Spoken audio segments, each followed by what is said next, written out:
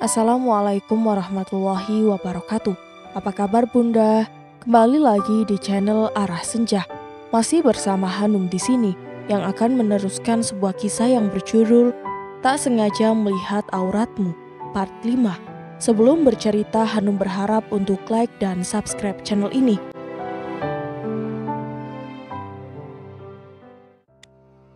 Astagfirullahaladzim, ya Allah ya Tuhanku, mataku membelalak sempurna begitu melihat pemandangan yang ada di sampingku. Kamu kenapa ada di sini, Dita? Dan ini kenapa kamu sudah tidak memakai baju? Pikiranku gusar tidak menentu, menatap perempuan yang tengah telanjang dan tertidur miring ke arahku, juga menatap tubuhku yang sudah tidak lagi memakai baju. Ya Allah ya Robbi, apa yang salah terjadi? Dita tersenyum-senyum melihat ke arahku. Kamu ternyata sangat perkasa, Mas. Aku tadi sampai kewalahan mengimbangi permainan kamu. Suara yang lembut manja dan mendayu-dayu itu terdengar bak suara petir di telingaku. Katakan, kamu apain aku tadi hingga aku sudah tidak memakai baju seperti ini? Aku apain kamu? Kebalik Mas Akbar sayang, yang ada justru kamu yang apa-apain aku. Dia bahkan sudah mengelus pipiku, namun segera aku tepis dengan tanganku. Kamu lihatlah ini, sekujur tubuhku penuh dengan gigitanmu. Kamu masih ingat kan sayang? Pergi dari sini. Dasar jalan, binatang. Aku mendorong tubuhnya dengan kasar. Lekas aku meloncat dari ranjang dan mengambil bajuku yang berserakan. Kamu akan keluar dengan keadaan leher yang seperti itu, Mas. Dita menatapku dengan tatapan mesumnya.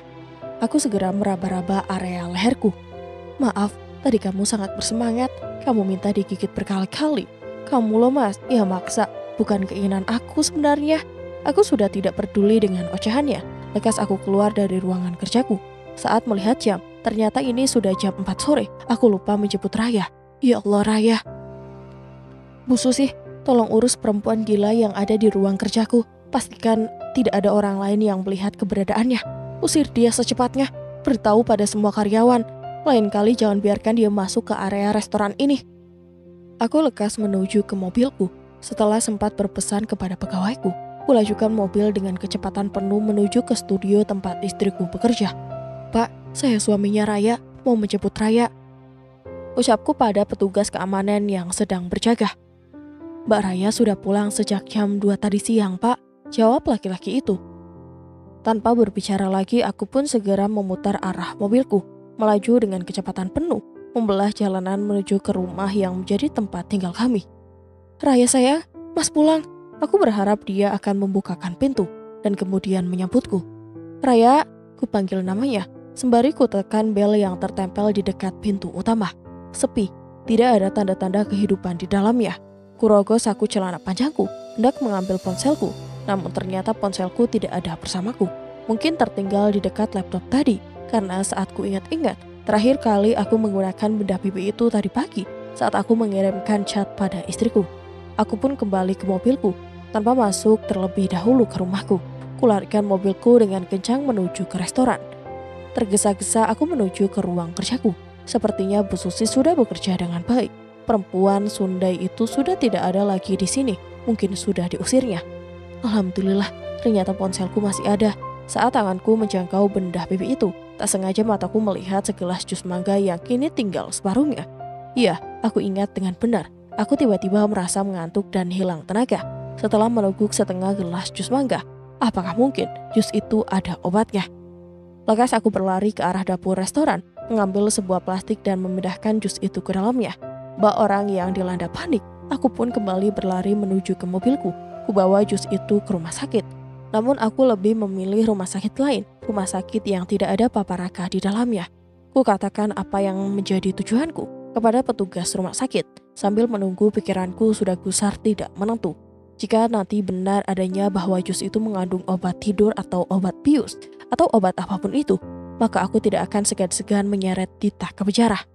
Mohon maaf Pak, kami sudah memeriksa sampel minuman yang Bapak bawa, hasilnya normal Pak, tidak ada kandungan apapun dalam minuman itu, kecuali kandungan zat-zat alami yang terkandung dalam buahnya. Benarkah? Apa tidak salah? Aku masih tidak percaya dengan informasi yang diperiksa oleh petugas medis itu. Jika Bapak masih ragu, Bapak bisa memeriksa di rumah sakit yang lain, Pak. Akhirnya aku pun pergi ke rumah sakit yang lainnya. Namun hasilnya tetap sama. Tidak ada kandungan apapun di dalam jus mangga itu, kecuali kandungan buah yang ada di dalamnya. Tidak puas sampai di situ, aku pun pergi ke rumah sakit yang lainnya lagi. Hasilnya tetap sama. Hingga sampai 3 rumah sakit yang berbeda yang ku datangi, hasilnya sama saja. Malam sudah sangat larut. Raya sudah berkali-kali mencoba kuhubungi, namun sepertinya ponselnya memang tidak aktif. Apakah jangan-jangan dia sudah tahu tentang kejadian tadi siang yang menimpaku? Ya Allah ya Rabbi, kenapa saat hubungan kami sudah mulai akrab, sudah mulai bisa menerima satu sama lain, kenapa justru ada kejadian seperti ini? Kulajukan mobilku kembali ke rumah, masih sepi, bahkan lampu-lampunya pun tidak ada yang menyala sama sekali. Itu artinya Raya tidak pulang ke rumah ini. Tanpa masuk ke rumah, aku pun pergi lagi menuju ke arah rumah orang tua kami. Siapa tahu Raya ada di sana. Mas Akbar, sendirian aja, Raya mana? Baru mau masuk rumah, Mama sudah bertanya dengan suara lembutnya. Oh, saya cuma mampir sebentar mah, mau ambil bajunya Raya yang katanya ada di lemari. Aku mencoba beralasan.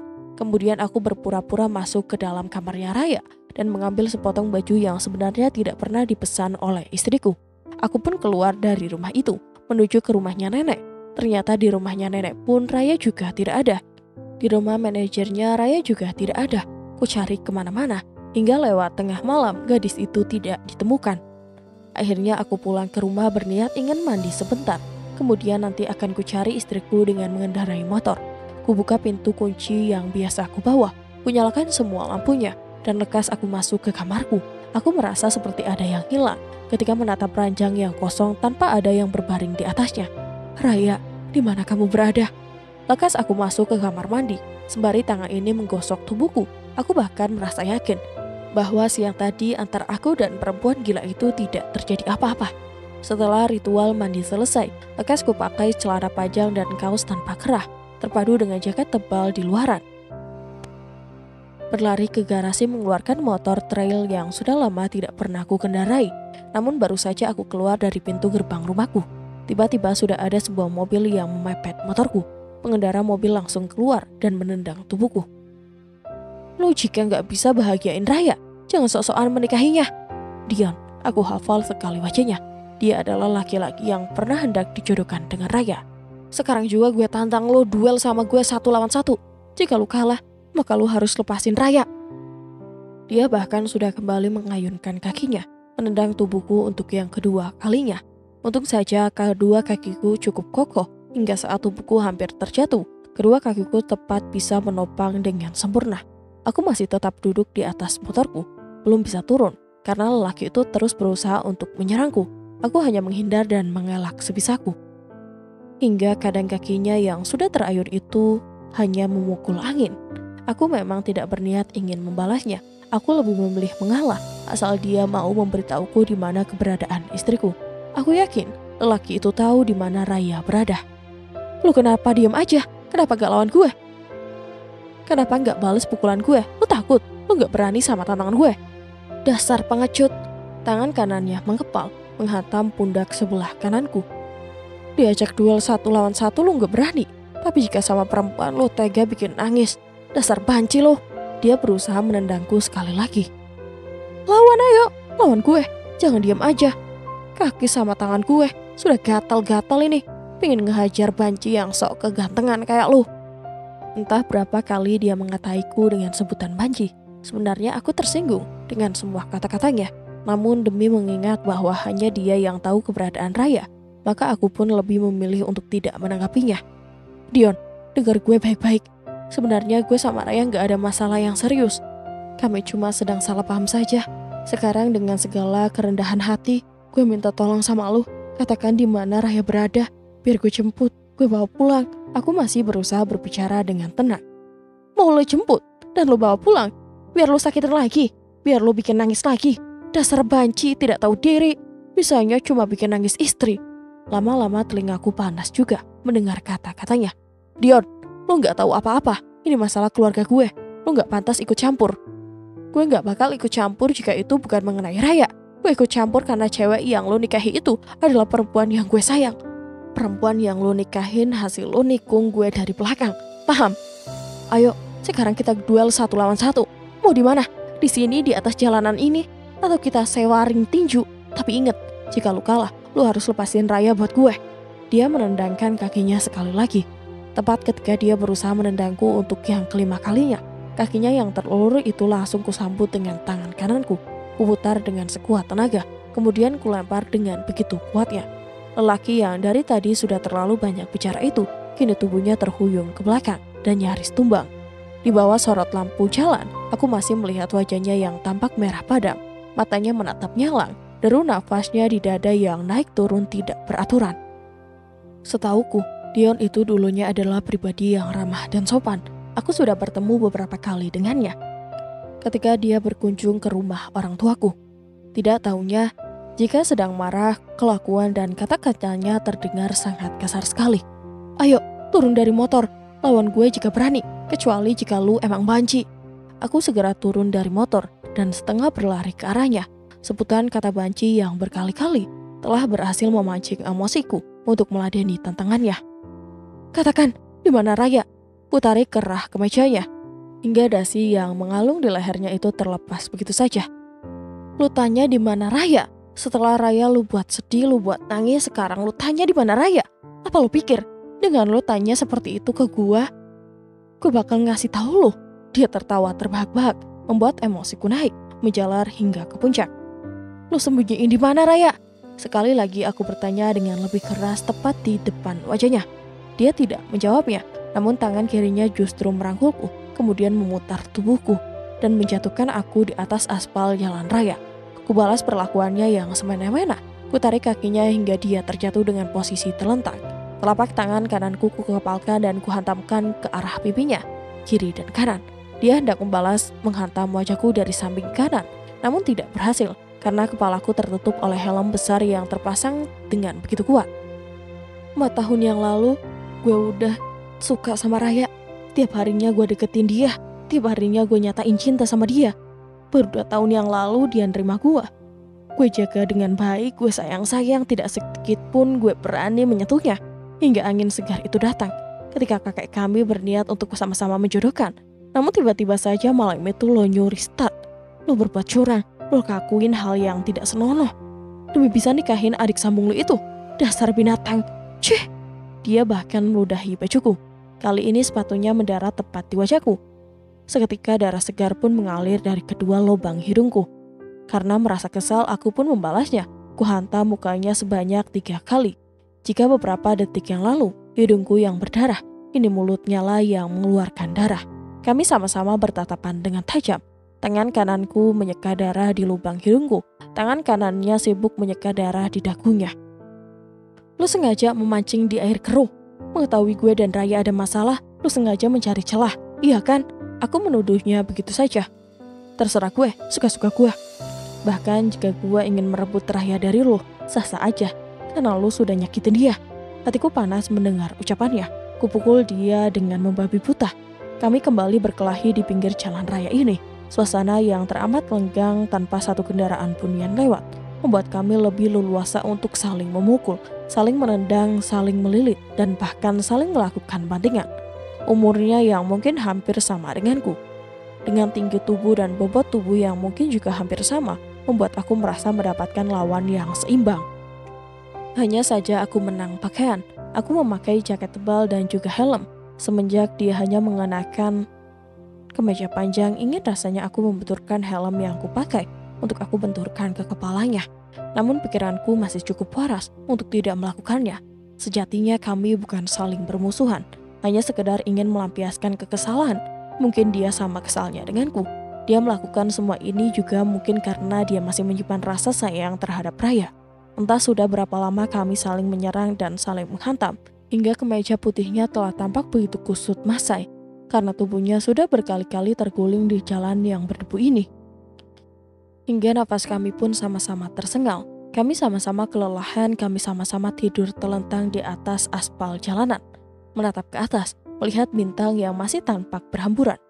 Gue gak tahu apa masalah lo sama Raya, tapi yang jelas gue merasa tidak terima melihat Raya yang biasanya cenderung kuat dan ceria.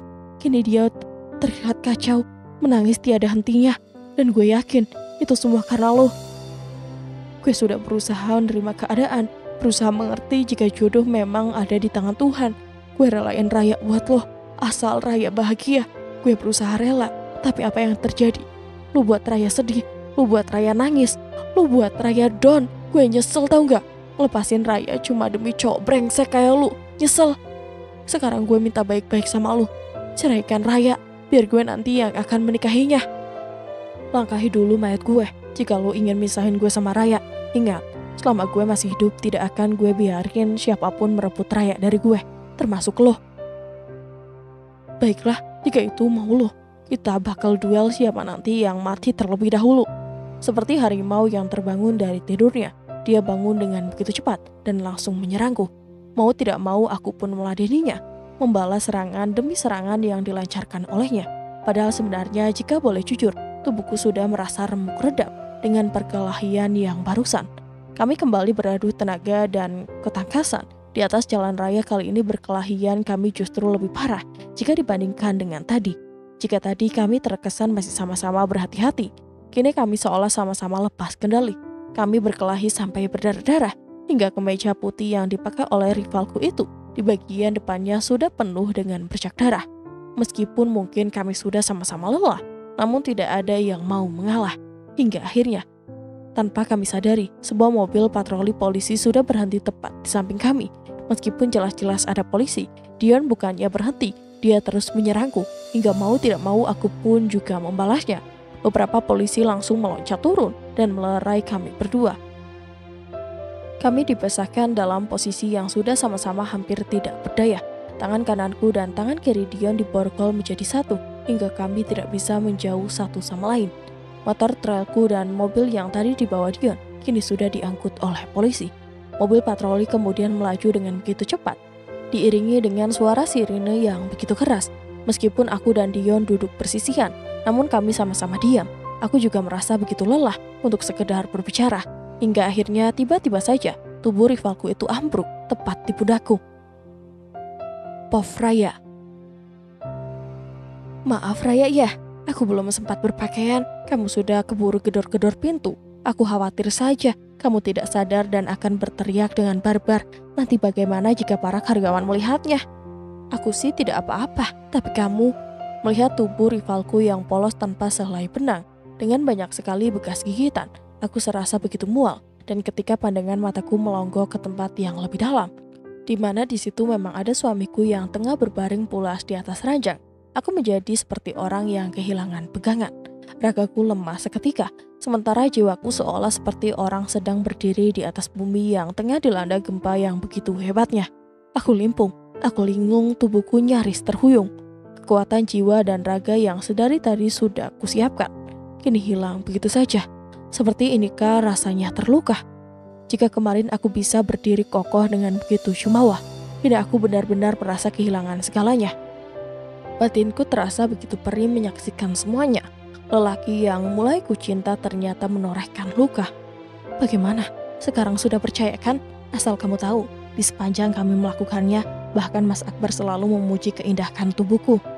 Kamu lihatlah coba, bercak merah yang ada di atas spray itu. Itu adalah darah keperawananku, suamimu yang merobek dengan penuh cinta. Seketika mataku langsung berpindai ke arah ranjang yang ditunjuk oleh perempuan itu.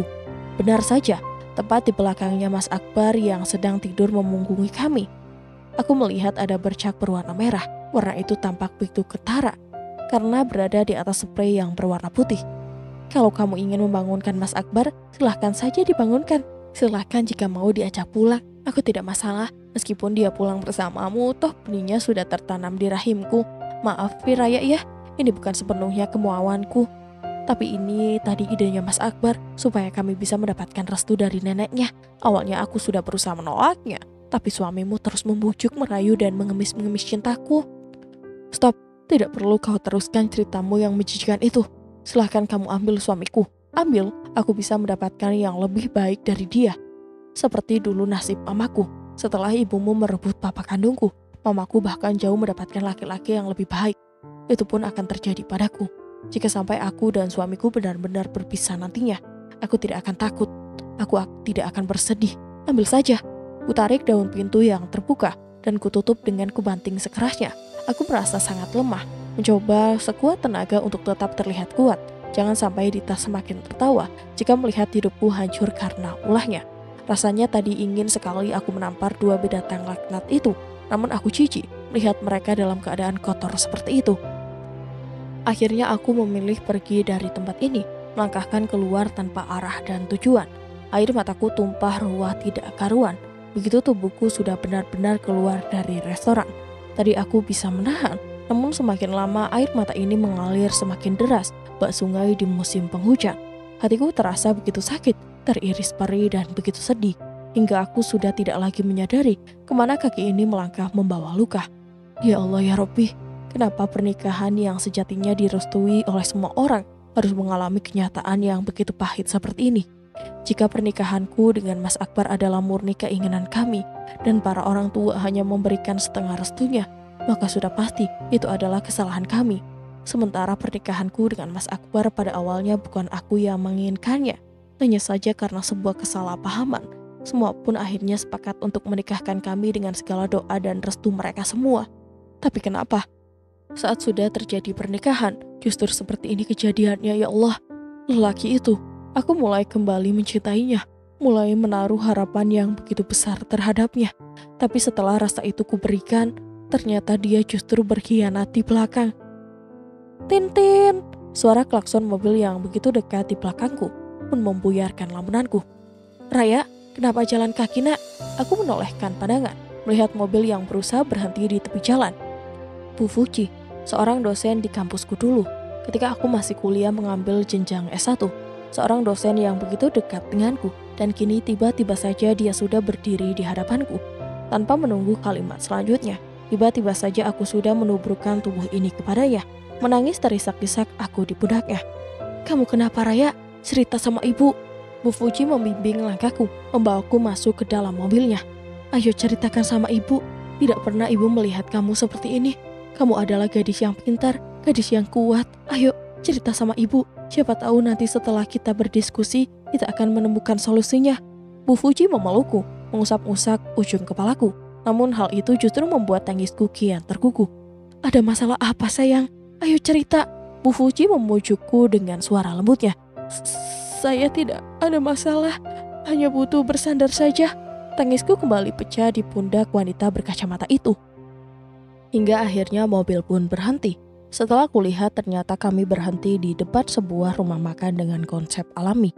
Rumah makan yang tidak begitu ramai, terdiri dari bangunan-bangunan kecil yang saling terpisah, yang menyerupai gazebo dalam kolam ikan yang ada di bawahnya.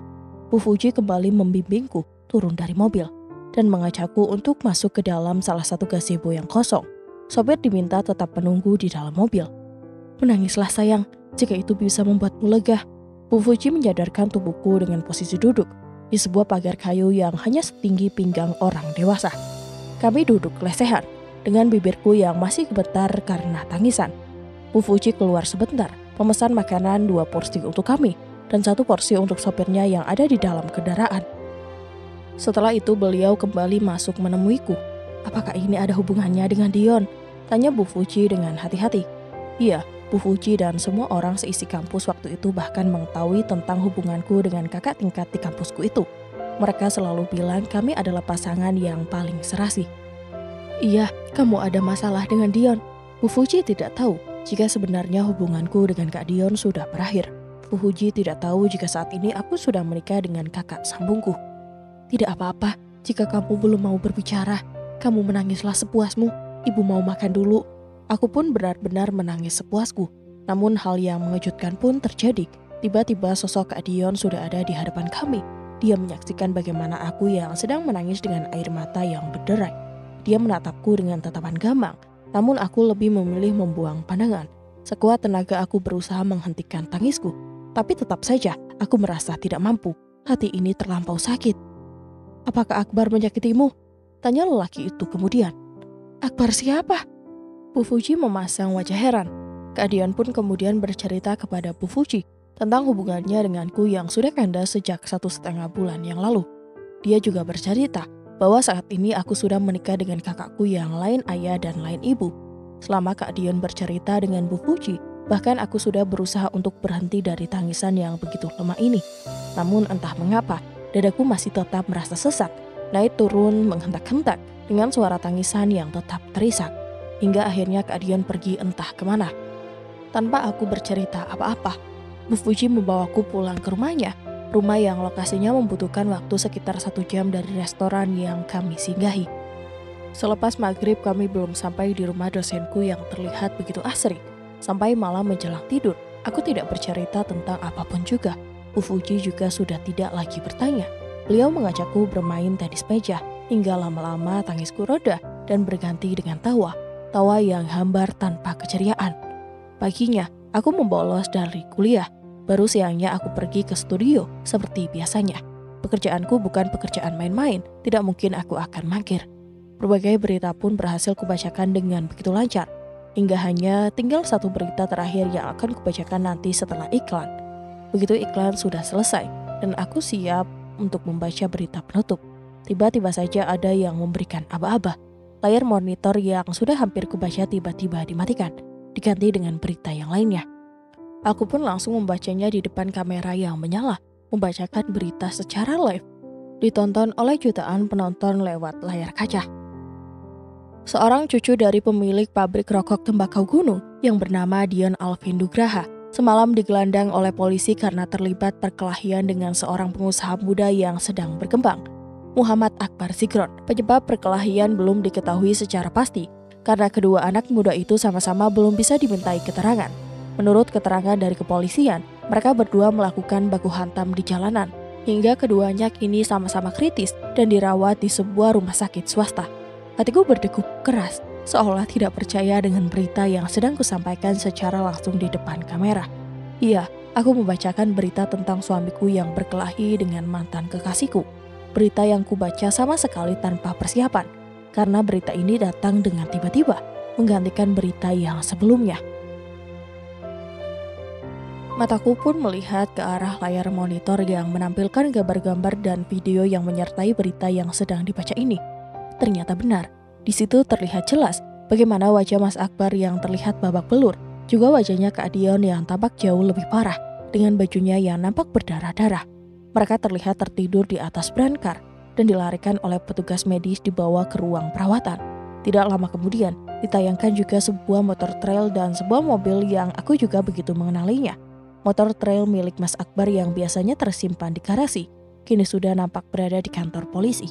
Juga mobilnya Kak Dion yang beberapa bulan yang lalu sering dipakai untuk menyambangiku di kampus, kini juga berada di kantor polisi.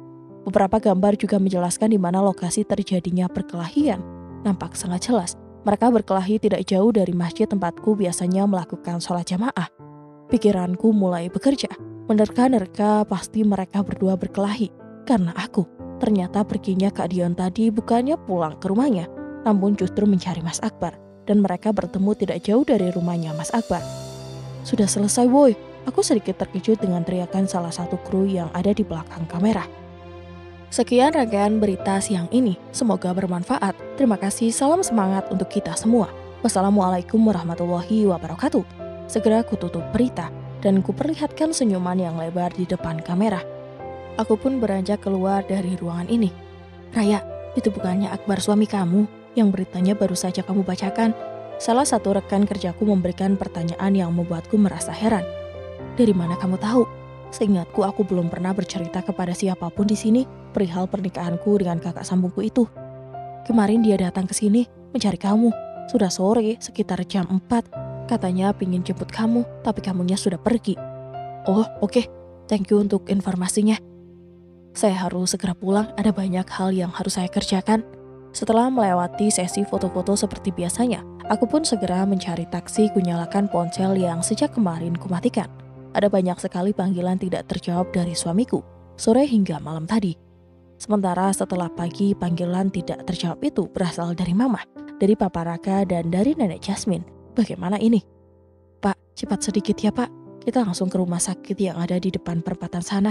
Setelah lampu merah itu, aku berbicara cepat pada sopir taksiku. Mobil pun kemudian melaju dan lebih cepat lagi, berusaha mendahului kendaraan yang lainnya. Ponselku bergetar, panggilan dari mamaku. Assalamualaikum Raya, kamu ini bagaimana? Suami masuk rumah sakit bukannya nungguin, malah ponsel kamu saja tidak bisa dihubungi. Mama nyari kamu di rumahmu, kamu tidak ada. Di kampusmu tadi pagi juga kamu tidak ada. Sebenarnya apa yang terjadi sama kalian? Kamu cepat ke rumah sakit. Suami kamu tidak sadarkan diri. Kamu bukannya menemani malah menghilang entah kemana. Mama malu sama Papa Raka, malu sama Nenek Jasmine. Mama berbicara panjang lebar tanpa jeda sama sekali. Iya mah, Raya segera sampai ke rumah sakit. Maaf, seandainya saja Mama tahu tentang apa yang sedang terjadi antara aku dan Mas Akbar. Antara Mas Akbar dengan Dita. Ya Allah. Rasanya aku seperti ingin bercerita tentang itu semua. Tentang perempuan telanjang yang ada di ruang kerja suamiku. Tentang suamiku yang tertidur tanpa baju bersama perempuan itu. Rasanya aku ingin bercerita tentang remuk redamnya hatiku, tentang kecewanya perasaanku. Tapi, sudah sampai Mbak, ucapan sopir taksi membuyarkan apa yang tengah aku pikirkan. Ternyata mobil yang kutumpangi memang sudah memasuki area rumah sakit. Aku pun lekas membayar ongkos transportasi, dan kemudian turun dari mobil, berlari menuju ke rumah sakit bagian depan. Ayunan kakiku terhenti seketika saat tidak sengaja melihat dua orang lelaki yang sedang bersih tegang. Papa Raka dan Om Nugraha, papanya Kak Dion. Saya tidak mau tahu, jika sampai malam ini putra saya Dion belum sadarkan diri, maka saya pasti akan menuntut keponakan Anda dengan tuntutan yang seberat-beratnya. Tuntut saja, kita hidup di negara hukum, siapapun punya hak yang sama. Anda berhak menuntut, saya pun juga. Ingat, lokasi tempat kejadian perkara itu tidak jauh dari rumah putra saya. Itu artinya, putra yang mendatangi putra saya untuk mencari gara-gara. Rekaman CCTV pun sudah ada di kantor polisi sebagai bukti. Dari rekaman CCTV yang lainnya yang ada di dekat masjid, bahkan saya sudah melihat bagaimana putra Anda awalnya menghadang putra saya dan langsung menendangnya. Bahkan di waktu-waktu selanjutnya juga terlihat jelas bagaimana Akbar selalu berusaha menghindar, namun Dion terus mengejar. Polisi pasti bisa menilai dengan adil. Jangan Anda kira, karena Anda kaya raya maka saya akan takut dengan ancaman Anda. Tidak sama sekali. Lelaki yang masih berseragam serba putih itu nampak tidak ada gentar sama sekali. Raya, kamu sudah datang sayang. Ayo, Papa antar kamu ke ruangan suamimu. Tiba-tiba saja Papa Raka sudah langsung menggandeng tanganku dan mengajakku untuk pergi meninggalkan seseorang yang baru saja berdebat dengannya itu. Iya, suami yang sebentar lagi mungkin akan berubah status menjadi mantan suami. Tiba-tiba saja Om Nugraha berceletuk di belakang kami. Papa Raka memutar badan, menatap tidak suka kepada rivalnya. Apa maksud Anda? Kenapa sebagai laki-laki Anda nyinyir sekali? Anda tanya maksud saya? Tanyakan saja kepada Raya. Tanyakan kenapa kemarin siang dia kabur dari rumahnya dan menangis seharian di tempat umum. Tanyakan apa yang telah dilakukan oleh keponakanmu terhadap putri sambungmu itu. Hingga putri sambungmu yang biasanya cenderung cerdas dan kuat itu menjadi nampak begitu terluka. Mungkin jika Raya mau bercerita tentang hal yang sejujurnya, tentunya kamu akan tahu penyebab kenapa Dion sampai datang dan mendatangi Akbar. Om Nugraha tersenyum sinis. Papa Raka menatapku dengan tatapan bingung. Iya, beliau pasti bingung karena memang tidak tahu apa-apa. Ocehan Anda tidak ada gunanya, ucap Papa Raka kepada Om Nugraha. Ayo Raya, kita pergi dari sini. Papa Raka kembali menggandeng tanganku, mengajak berjalan dengan langkah yang panjang-panjang. Raya, bisa jelaskan apa yang dikatakan oleh Om Nugraha tadi? Tanya Papa Raka, begitu langkah kami sudah sedikit menjauh. Sebenarnya aku ingin bercerita, namun entah mengapa mulut ini susah sekali terbuka. Kalian hanya bertengkar biasa kan? Bukan sesuatu hal yang serius? Tanya Papa Raka setelahnya. Aku hanya menganggukkan kepala. Hingga akhirnya langkah kami sampai di sebuah rawat inap dengan kelas VVIP, di mana aku melihat seorang lelaki yang kemarin telah menorehkan luka itu, kini tengah berbaring tidak berdaya. Matanya terpejam sempurna dengan beberapa perban yang tertempel di beberapa bagian tubuhnya. Ada beberapa pembengkakan di bagian area tubuhnya. Tulang di bagian tangan kirinya juga mengalami pergeseran, tapi tidak patah, hanya bergeser saja. Tapi yang membuat Papa heran kenapa di dalam tubuhnya Akbar mengandung obat tidur dengan dosis yang tinggi. Dari mana obat tidur itu berasal? Dek, obat tidur. Apakah jangan-jangan kejadian kemarin di ruang kerjanya itu adalah karena pengaruh obat tidur? Apakah Dita yang menaruh obat tidur itu? Tapi kenapa harus obat tidur? Kenapa bukan obang perangsang? Bukankah obat tidur tidak akan menguntungkan bagi perempuan itu dengan memberikan obat tidur? Bukannya Mas Akbar justru akan tertidur dan tidak akan bisa melakukan apa-apa? Tapi jika memang ketika berada di restoran itu, Mas Akbar sedang dalam pengaruh obat tidur, terus bekas di sekujur tubuhnya Dita, siapa yang melakukannya? Raya, syukurlah kamu sudah datang nak. Mama segera beranjak dari tempat duduknya yang berada persis di samping tempat tidurnya Mas Akbar. Peganglah telapak tangan suamimu. Siapa tahu dengan sentuhan-sentuhan yang kamu berikan, maka akan ada keajaiban. Suamimu akan segera sadar. Beliau menarik tanganku dan kemudian ditautkan dengan telapak tangan suamiku. Mau tidak mau aku pun menurut saja. Pertautan telapak tangan dengan lelaki yang sebenarnya aku masih merasa jijik dengannya itu. Dia tadi sempat menggigau memanggil namamu berkali-kali. Dia sangat mencintaimu, Raya. Saat Mama berbicara, tiba-tiba saja Om Nugraha masuk ke dalam ruangan, membawa amplop besar berwarna kecoklatan. Diberikan amplop itu kepada mamaku. Dengan bibirnya yang menyungkingkan seulas senyuman. Ini amplop apa ya, Pak? Mama mendongakkan wajah, menatap lelaki yang gagal menjadi besannya itu. Buka saja Bu Anjani, agar Anda bisa melihatnya sendiri. Om Nugraha masih tetap berdiri, tidak beranjak dari ruangan ini. Mama pun mulai merogohkan telapak tangannya ke dalam amplop yang tanpa perekat itu. Kemudian, beberapa lembar foto pun langsung terpampang dengan begitu gamblang. Beberapa fotonya Mas Akbar dan Dita yang tengah tertidur tanpa pakaian pun kini sudah berada di tangan mama kandungku. Mama tampak syok menatap lembar demi lembar foto-foto itu. Bahkan beliau langsung meneteskan air matanya tanpa bisa berkata-kata. Dari mana Anda mendapatkan foto-foto ini? Mama akhirnya bertanya juga. Bu Anjani tidak perlu tahu saya mendapatkan foto itu dari mana. Itu pekerjaan yang kecil buat saya. Yang punya banyak orang di luaran sana. Dan perlu saya tegaskan bahwa foto ini adalah asli tanpa rekayasa. Om Nugraha berbicara dengan jumawah. Aku lekas berdiri menatap lelaki parubaya yang dulu hampir menjadi papa mertuaku itu. Apa maksudnya Om? Membawa foto-foto itu kemari? Om sengaja ingin memancing di air yang keruh. Apakah Om tidak punya kesibukan yang lainnya hingga harus ikut mengurusi hal yang remeh-temeh seperti ini? Aku masih berusaha berbicara dengan tenang dan tetap menjaga kesopanan.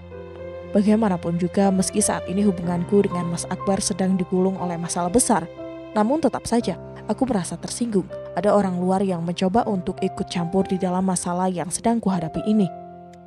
Aku ingin bisa berpikir jernih, menggunakan otak dan juga hati yang bersih, tanpa ada tekanan dari pihak manapun, termasuk tekanan dari orang tua kami. Dan kini ada orang yang bukan siapa-siapa bagi diri ini tiba-tiba datang merecoki. Raya, maaf, semua ini Om lakukan karena Om peduli sama kamu. Kamu itu gadis yang cerdas, jangan lantas menjadi bodoh hanya karena cinta. Lelaki itu melonggarkan dasinya yang menggantung di lehernya. Bu Anjani, apakah Bu Anjani tega melihat Raya disakiti oleh suaminya? Ini bukan masalah sepele, bukan pertengkaran biasa seperti pasangan suami istri pada umumnya. Ini masalah serius, Bu. Menantu Anda telah tidur dengan perempuan lain di luar sana. Ini yang menjadi penyebab kenapa Raya kemarin tidak pulang ke rumah. Ini juga yang menjadi penyebab kenapa Dion sampai mendatangi Akbar dan akhirnya mereka berkelahi. Ayolah Bu Anjani, jika Bu Anjani memang merasa sayang dengan putri Anda, segeralah ambil putri Anda dari laki-laki yang tidak bertanggung jawab ini. Buk! Tiba-tiba saja Papa Raka sudah melayangkan bogem mentahnya, memukul wajah rivalnya. Mama menjerit dan langsung berlari ke arah suaminya. Dipeluknya lelaki itu dan kemudian diajak menjauh dari Om Nugraha.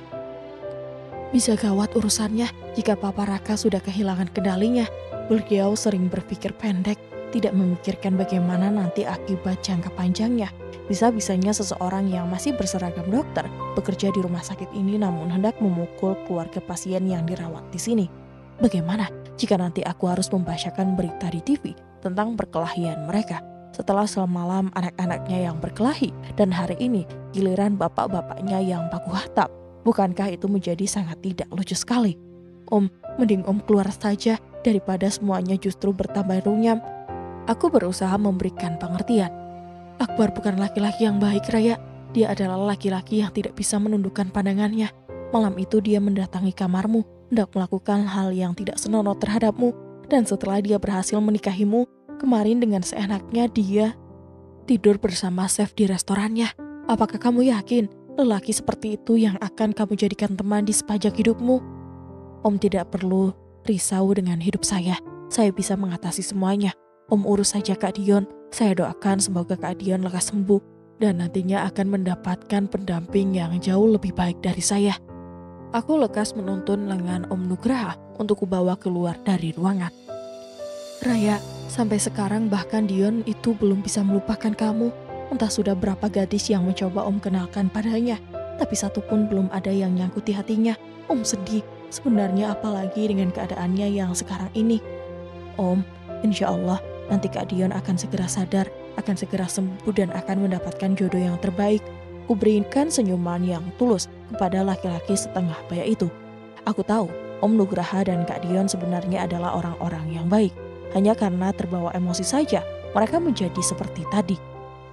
Raya, nanti kalau ada waktu, tolong tengok Dion ya. Siapa tahu kedatanganmu akan membawa kesembuhan baginya. Papanya Kak Dion menatapku dengan penuh harap. Aku mencoba mengangguk dan kemudian lekas kembali masuk ke ruangannya Mas Akbar. Di dalam ruangan di samping ranjang tempat tidur suamiku, kulihat Papa Raka sedang melihat foto-foto yang tadi diberikan oleh Om Nugraha. Papa Raka membuka lembar demi lembarnya dan menatapnya dengan begitu seksama, seolah beliau sedang menelitinya. Mama berdiri dan menyambut dengan tatapan ibah.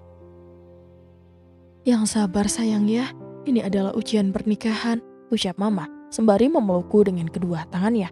Jika memang Akbar bersalah, maka Papa sendiri yang akan menghukumnya. Kamu jangan khawatir Raya, Papa akan berusaha untuk menjadi orang tua yang seadil-adilnya. Tapi Papa mohon, beri Akbar kesempatan untuk membela dirinya. Sebelum Akbar menjelaskan semuanya, tolong kamu jangan pergi meninggalkannya. Jika memang Akbar bersalah, kamu boleh pergi, memilih menempuh jalan hidup yang lainnya, memilih laki-laki yang kamu cintai. Papa mengulurkan tangannya, mengusap pucuk kepalaku. Raya, entah mengapa Mama tidak yakin dengan foto-foto itu. Mama juga tidak yakin jika Mas Akbar sampai berani melakukan dosa besar itu. Kalian berdua sedari kecil sudah berada di dalam asuhan Mama. Mama tahu benar jiwa kalian seperti apa. Mama mengembuskan nafasnya dengan begitu berat, seolah ada beban besar yang menghambat.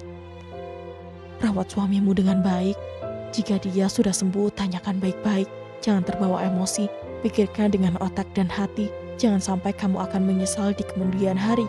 Sejauh ini Mama masih yakin bahwa Mas Akbar adalah jodoh yang terbaik untukmu. Sudut bibir Mamaku sedikit ditarik hingga membentuk sebuah senyuman. Senyuman yang begitu samar, yang nyaris tidak kelihatan.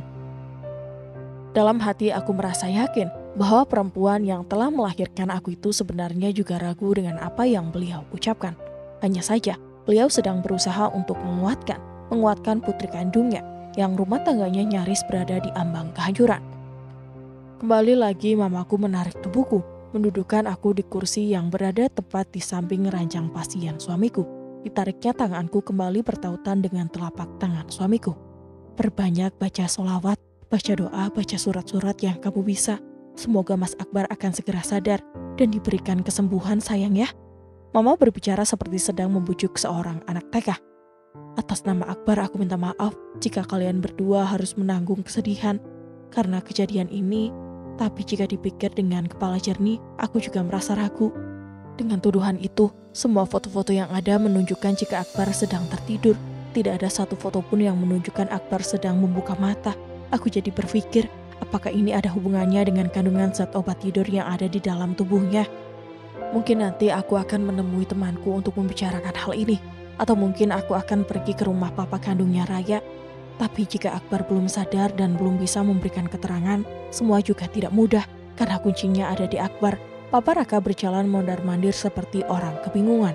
Hingga akhirnya dari atap pintu yang terbuka, aku melihat ada seorang kakek-kakek berkacamata hitam. Dia memakai jas hitam, memakai topi ala koboi, memakai cerutu panjang dengan bentuk yang melengkung. Namun cerutu itu tidak dalam keadaan menyala. Sementara tangan kirinya membawa sebuah koper. Di belakang kakek-kakek itu ada dua orang lelaki muda dengan pakaian formal, memakai kemeja putih dibalut jas hitam, juga memakai kacamata hitam.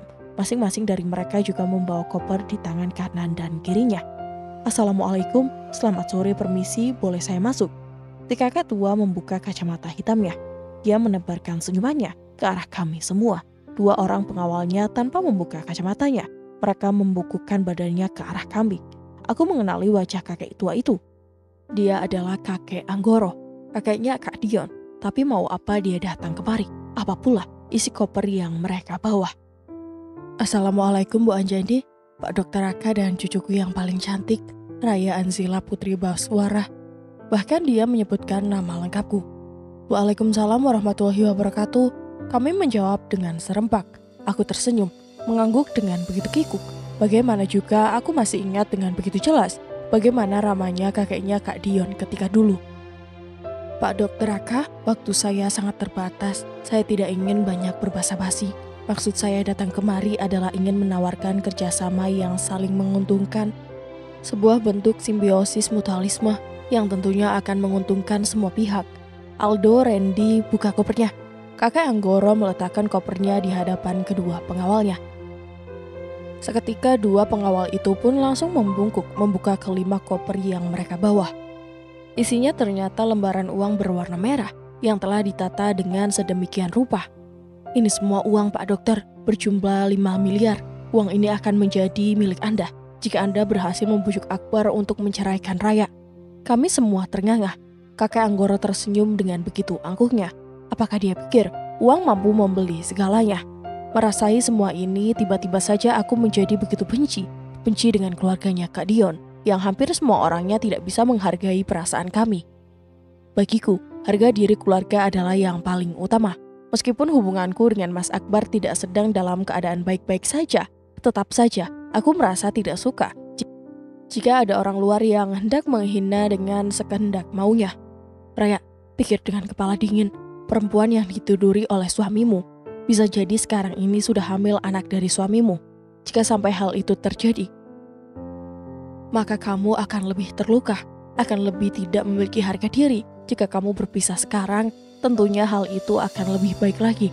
Kamu jangan khawatir, uang ini kuberikan kepada keluarga suamimu, dan tentunya kamu akan mendapatkan mahar yang jauh lebih besar jika kamu bersedia bercerai dari Akbar dan menikah dengan cucuku. Bagaimana?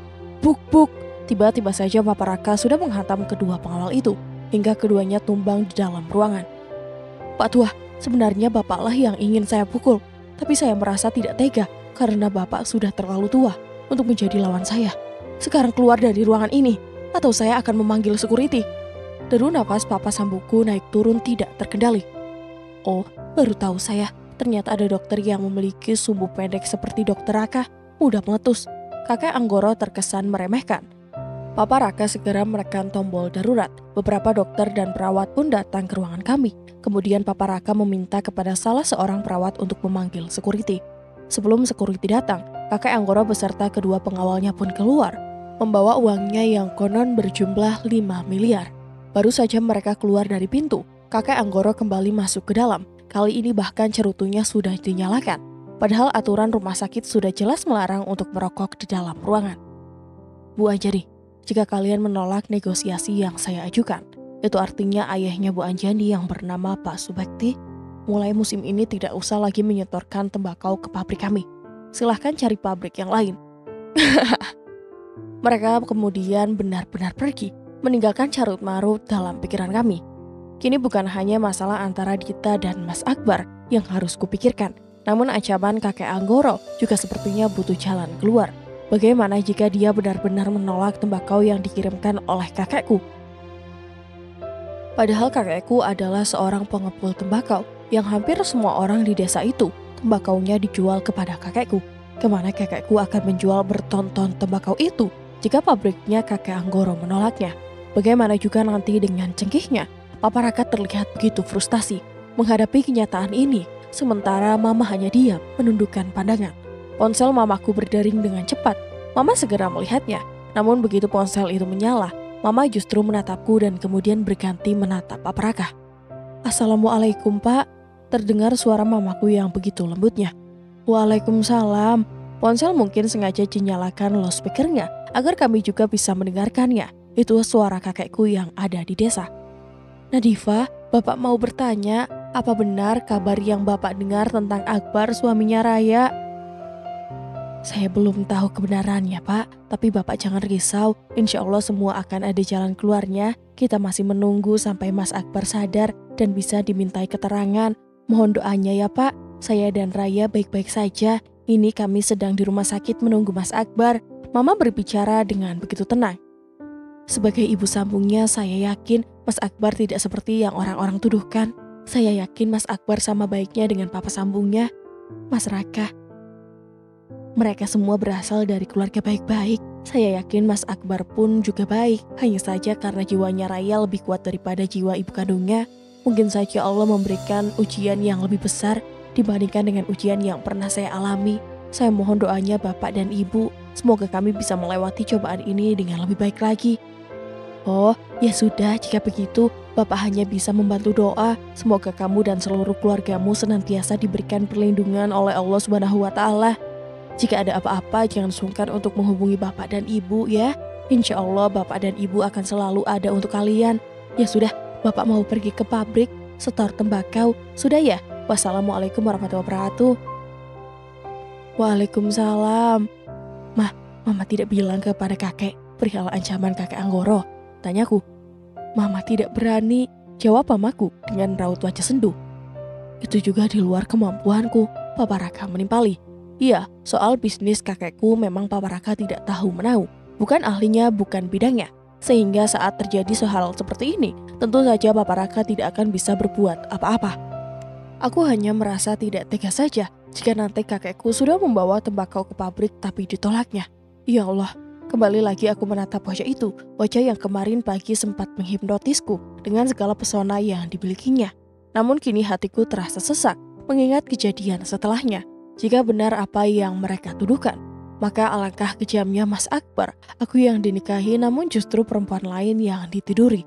Ya Allah ya Rabbi. Kembali aku beristighfar di dalam hati, beristighfar tanpa terhenti hingga waktu maghrib tiba. Setelah menyelesaikan ibadah 3 rakaat, aku kembali duduk di samping tempat tidur suamiku. Ku genggam tangan yang terasa lemah itu sambil kubacakan ayat-ayat Al-Quran sebisaku. Tidak lama kemudian, aku merasa jari-jarinya bergerak dan telapak tangannya memegangku dengan sedikit erat. Raya, bibirnya yang pecah-pecah itu kini bergerak menyebut namaku. Iya, bahkan namaku lah yang pertama disebutnya. Matanya yang semula terpejam dengan sempurna, perlahan terbuka. Bola matanya bergerak menatap wajahku, tangannya terulur mengusap pipiku. Tiba-tiba saja air mataku mengalir dengan begitu derasnya, tanpa bisa aku menahannya. Melihatku menangis, laki-laki dengan kelopak mata yang membekak berwarna kebiru-biruan itu juga tampak dipenuhi oleh air mata. Hanya saja dia berhasil menghalaunya, hingga air mata itu tidak menetes, hanya terdiam menutupi warna hitam putihnya, membentuk menyerupai kaca. Berjanjilah untuk tidak meninggalkan aku. Kini air matanya benar-benar mengalir. Sementara tangannya yang masih terhubung dengan selang infus itu justru sibuk mengusap air mataku. Dukung aku merasa begitu lemah tanpamu. Dia kembali menggibah. Aku sama sekali tidak melakukan apa yang mereka tuduhkan. Aku tidak merasa melakukannya. Dia kembali berbicara. Ku berikan semua restoranku jika kamu tetap bersedia untuk bersamaku. Aku mencintaimu. Tangisnya semakin tergugup. Bahkan papa dan mama pun ikut larut dengan tangisan kami. Mereka berdua tampak berkali-kali menyeka air matanya. Mas Akbar menarik kedua tanganku, menggenggam dengan begitu eratnya, mencium dengan begitu dalam dan begitu lama. Aku tidak tahu apa-apa. Kemarin aku bekerja, memeriksa laporan keuangan. Tidak tahu kenapa tiba-tiba aku ketiduran. Waktu aku bangun, perempuan itu sudah tidur di sampingku. Dia dalam keadaan tidak memakai baju. Sumpah demi Allah, aku merasa tidak melakukannya. Aku bahkan sudah membawa sisa jus yang kuminum untuk kuperiksa ke beberapa rumah sakit. Tapi hasilnya nihil. Jus itu tidak mengandung zat asing. Lelaki itu nampak putus asa. Sementara dalam hati aku juga merasa ragu. Benarkah apa yang diucapkannya? Restoran kamu ada CCTV-nya kan? Tanya Papa Raka kemudian. Mendengar pertanyaan itu, mata lelaki yang semula tampak sayu itu kini langsung berbinar seketika. Dia menganggukkan kepalanya dengan begitu cepatnya. Papa akan urus semuanya sekarang juga. Anjani, tolong kamu jaga anak-anak, aku pergi dulu ya. Papa Raka mengecup sekilas kening mamaku, kemudian pergi dengan semangat yang begitu menggebu. Aku sangat bersyukur memiliki papa Samu seperti beliau. Beliau benar-benar selalu ada di saat kami sedang membutuhkan sosoknya. Papa Raka adalah sosok suami dan ayah yang siaga di mataku. Beliau nyaris sempurna seperti tidak punya celah.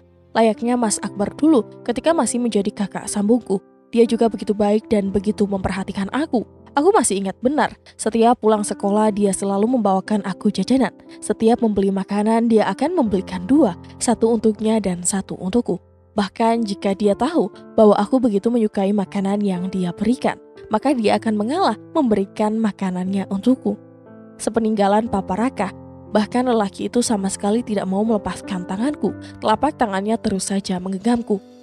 Tolong jangan tinggalkan aku. Aku masih ingin seperti ini bersamamu. Aku masih ingin menatap wajahmu. Aku masih ingin mencium aroma wangimu. Jangan tinggalkan aku. Aku takut perempuan itu akan mendatangiku. Dan masih banyak kalimat kekanakan lain yang dia ucapkan kepadaku. Telapak tanganku terus saja digenggamnya. Bahkan saat aku hendak ke kamar mandi pun, dia tak mau kutinggalkan. Saat azan Isya berkumandang, barulah tanganku dilepaskan.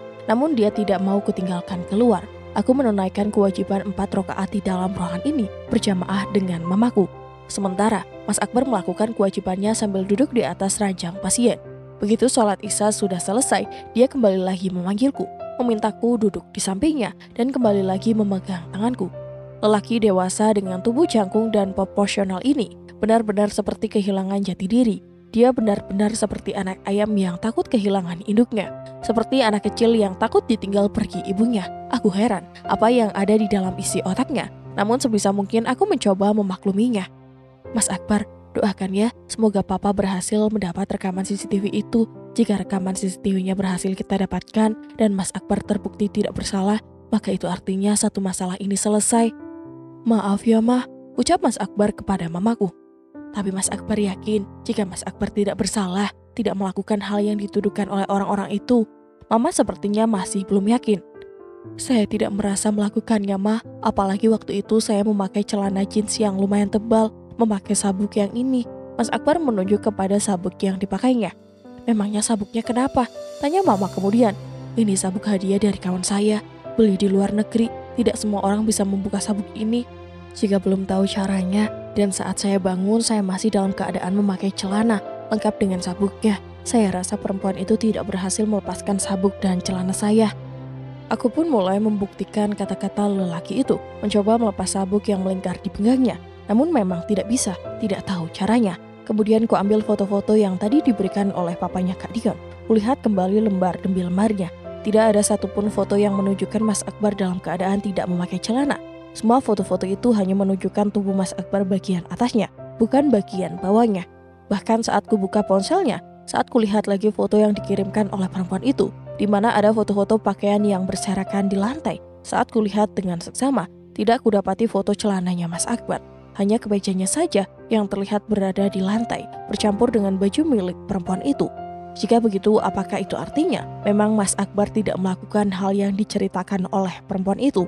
Tapi bagaimana jika Mas Akbar melakukannya tanpa membuka celananya? Misalkan burungnya dikeluarkan lewat resletingnya. Mungkin. Kenapa bermain tebak-tebakan ini membuat aku menjadi pusing?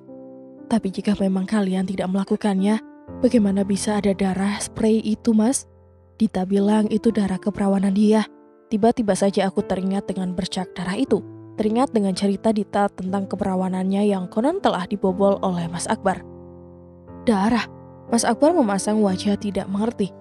Memangnya kalau perawan ada darahnya? Tanya Mas Akbar kemudian. Mendengar pertanyaan itu, aku hanya mengedikkan bahu. Karena memang tidak mengerti sama sekali tentang hal itu.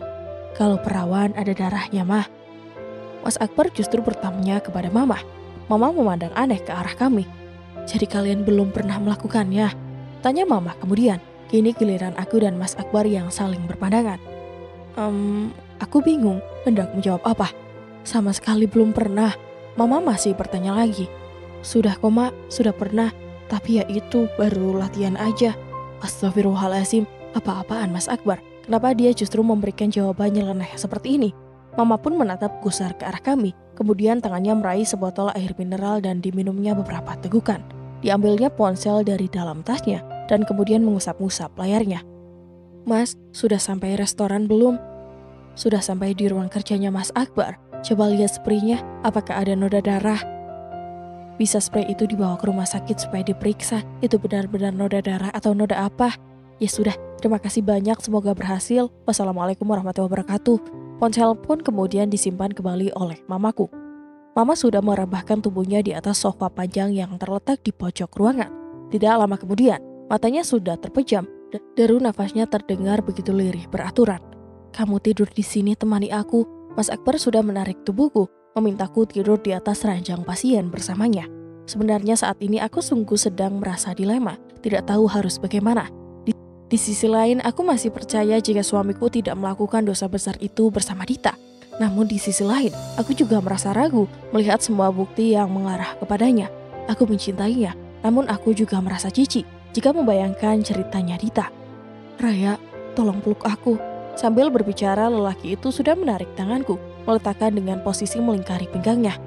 Boleh aku meminta sesuatu? Dia berbisik di telingaku. Apa? Cium aku. Aku membulatkan mata mendengar permintaannya yang cenderung konyol itu. Malu, ada mama. Aku berusaha mengelak sebisaku. Sebenarnya bukan hanya karena malu, toh mama juga sudah tertidur dengan begitu pulas. Sebenarnya aku merasa enggan, aku merasa jijik, mengingat perempuan itu juga pasti pernah meraba-raba dan mencium suamiku. Kamu jijik kepadaku. Dia seolah mengerti apa yang ada di dalam pikiranku. Dan sampai di sini dulu. Terima kasih yang sudah mendengarkan cerita ini. Semoga ada hal kecil yang bisa kalian ambil. Dan jangan lupa untuk kembali lagi di part berikutnya. Karena setiap cerita pasti punya makna tersendiri. Mohon maaf apabila Hanum ada kesalahan dalam penyampaian cerita. Akhir kata, wassalamualaikum warahmatullahi wabarakatuh.